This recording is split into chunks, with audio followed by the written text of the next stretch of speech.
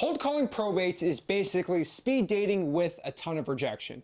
And if that's something you like to do, I'm going to show you exactly today how to cold call probates step by step. Now, if you're watching this video, that means, yes, my cold calling video, which I did 2 hours of cold calling today on probates, got taken down by Mr. Beast's favorite platform. Probably due to some privacy policy thing. So unfortunately, the video got taken down. So I'm going to be recording a video right after the stream, which just happened because the video got taken down, on how to pull probate step by step. And so I did say that right. It is basically speed dating with a ton of rejection. That is what wholesaling real estate, when it comes to cold calling, really is.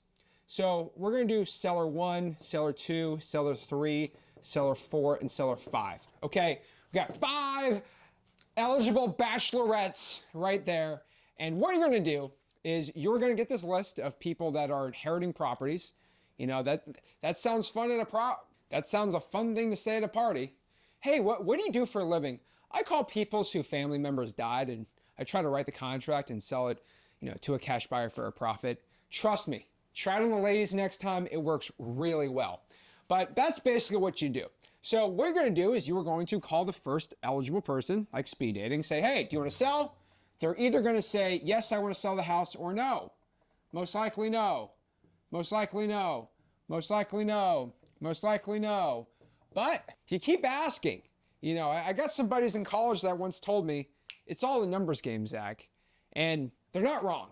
So if you call at least, probably I'd say 300 to 400 probates, you are bound to find an eligible, motivated seller who will take you by the hand and write a contract with you so you can go wholesale it. And so let's talk about exactly the step-by-step process of pulling a probate list, getting it skip traced, calling it the right scripts so you can get a deal wholesaling probates in 2025. So really, it's 6 simple steps to go out here and wholesale probates. Now, there is a divide in wholesaling that I always teach, which is people who have no money, like absolutely crazy, like broke. And we got wholesalers that have some money, maybe $100, $200 budget in a month. Now, it doesn't seem like a big difference, but it's a massive difference of how you do wholesaling. So when it comes to wholesaling, there is going to be a free way to do something that I teach, and always a paid way. Now, paid way is going to be a lot better and way easier. But honestly, it's not like, oh my gosh, if you don't do this, you're going to be broke and you're always going to fail in life. Like, that's not how I teach wholesaling. It's never how I will teach wholesaling. But I will let you know that when I teach you how to wholesale houses, it's usually going to be, hey, this is how you can do it for free. This is how you can do it when you have some money. There's a lot bigger difference, okay? You know, one is going to be like a very high-end Mexican restaurant, and one's going to be Taco Bell. You're both eating tacos, except that night is going to go a lot more different depending on where you go. So really depends how you want to eat that chalupa, buddy. So what I can tell you right now, when it comes to wholesaling probate specifically, okay, we're going to talk about some processes here, okay? So this is going to be basically cold calling probates. So there's going to be some steps here we're going to talk about. So the first step of cold calling a probate list is obviously going to be pulling the list. Now, this is when things actually are kind of like, it's kind of like a both thing. Now, what I'm going to tell you here, and this is going to be a little shocking, is if you're somebody who hates being on the phones as much as possible, and you just want to be on the phones the least amount while making the most money wholesaling, I got something for you. Okay, you're actually not going to go the paid route at all. That's kind of the funny thing. Most people think when you're cold calling probates, paying for a probate list is the best. Now, everybody knows XLeads is the GOAT, right? So obviously my software, xleads.com, is the only wholesaling software out there that you can actually pull a probate list. The problem with pulling the probate list on XLeads is it's about 10 to 14 days old, okay? Now you might be like, that's stale data. It's really not, because if you use any other wholesaling software, and let's say you pulled a pre-foreclosure list, it's going to be 10 to 14 days old because it's through automated software through the entire country. In XLeads, basically, it's the only software that has the actual probate list, but it's still 10 to 14 days old. The only software that does it's the only basically probate script in the entire country, which I'm pretty proud of, xleads.com. But really it's gonna still be 10 to 14 days old. If you're somebody that absolutely hates calling, I'm gonna tell you get the fresh data. Like, this is gonna be the most fresh data out here. The data here you're gonna find is gonna be 1 to 3 days old, and this is gonna be your best chance. I mean, even in my wholesaling company, I will pull this for some areas that are a little more difficult, but if I can get the fresh probate data, I am 100% always gonna go after this type of data set, because you go to the county, it's literally got filed, nobody publicly is really gonna get it except for X leads in 10 days, so you have the best head start. So if you're doing like local wholesaling, so you're locally wholesaling in Tulsa, Oklahoma, I'll go straight to the Tulsa, Oklahoma county, wherever the county's in Tulsa, right? The probate court records, and pull that information and get it right there. Now, once you get all the probate records, you're going to have to organize that data, right? When you get that data, there's going to be basically the person that basically died. You got the person that died. You're going to have somebody called the PR. You're going to have the lawyer who filed. And then you're going to have, maybe it's called heirs. I mean, they got different names, right? But most likely, you're going to find 4 different types of information when you pull a probate record. Now, the first one is going to be the person that passed away. Interesting, right? Now, the next one's going to be a personal representative or a PR. PR basically stands for, again, the personal representative, someone who is representing the estate and taking care of the administration, not the lawyer. Most likely, it's probably the son, daughter, wife, husband of the person that passed away that got assigned through the will, if it was intestate or intestate, not getting the whole probate legal terms today. That is going to be who's in charge. The lawyer is the person following the probate, and then lastly is going to be the heirs. So let's say maybe, you know, mom died and she wasn't married and she had 3 kids. One of them was in charge of the finances, so they're the PR, and there's 2 other heirs. All 3 of them are going to get the proceeds to the home. Okay, that's kind of how it basically works. Now, the last little variable that we find when pulling probates is going to be the address. I hate to tell you, this is very hit or miss. There's over 3,000 counties that pull probate court information from, and they all do things a little differently. If you're lucky, the address is associated when you pull the probate information. If you're not lucky, you're gonna have to manually pull the data. This is why probates are a pain in the butt. But, okay, play on word. I just did a 2-hour live stream calling probates and the video got taken down, okay? So give me some leeway. I am very upset at Mr. Beast's favorite platform for taking that video down, but okay, whatever. So the address right here, unfortunately, if you can't get the address, what you're gonna have to do is find the person that died. So let's say the guy's name was, Taylor, Angle. I don't know, like a unique-ish name, okay? Let's do Taylor S. Angle, okay? So we put the middle name in there, right? What I'm gonna do is I'm going to go to the property appraiser website. I'm going to the property appraiser or the public record, whatever you really want to do. And I'm going to put his name, Taylor S. Angle, into the property appraiser and see exactly, okay, where the address. And then that will go out here and spit out the address. So again, let me say this. If there's no address, we're going to find the person that died. We're going to put him in the property appraiser, and then we're going to spit that right here. So we're going to, Taylor, okay, he's the one that died. Property appraiser, we see the, 123 Main Avenue is owned by Taylor S. Angle, who died. Now we have the address. This is why it's very manual to do, but if you don't have much money, this is an awesome list for you, because you're gonna walk circles, sprint circles around people that are absolutely not even being close to your success. So remember, people who are rich can't do this, like really manually, unless they use X leads. You're a little older. If you don't have much money, this is a great angle. You pull 300 or 400 to get a wholesaling deal. I'm just saying, it's amazing. Now, once you pull this data set, you're going to have to get their phone number. You're going to have to skip trace. Remember, skip trace is the term for finding someone's phone number. Now, luckily, you can use an amazing wholesaling software, okay?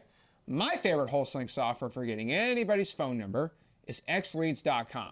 It'll do it in bulk.